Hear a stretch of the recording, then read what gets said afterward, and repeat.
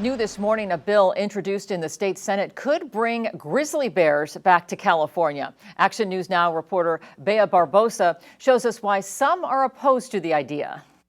While they are still seen on the state flag, it's been more than a century since they last set foot in the Golden State. But state lawmakers are working to bring the grizzly bear back. A bill introduced in the state Senate last week would require the Department of Fish and Wildlife to develop a plan for the reintroduction of the species. But the idea is giving some pause. Always with apex predators, you have to consider not can you do it, you have to consider should you do it. Charles Whitwam, founder of nonprofit Howl for Wildlife, says he's concerned grizzly bears would not do well in the state now because of the increase of people living in areas the bears were once native to. The problem is with rewilding is you can't rewind.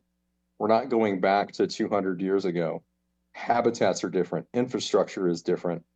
We have roads, we have trains, we have buildings, we have all the things, all the human things. So right, wrong, or indifferent there.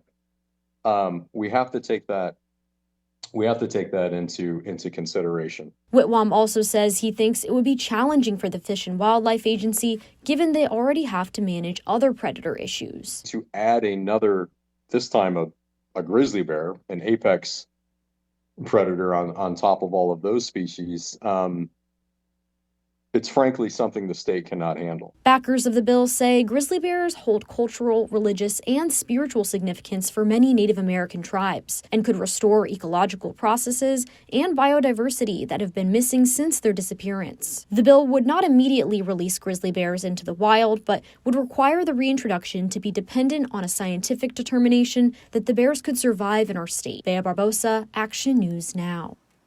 We reached out to State Senator Laura Richardson, who introduced the bill, for an interview or comment on the legislation, but we have not heard back.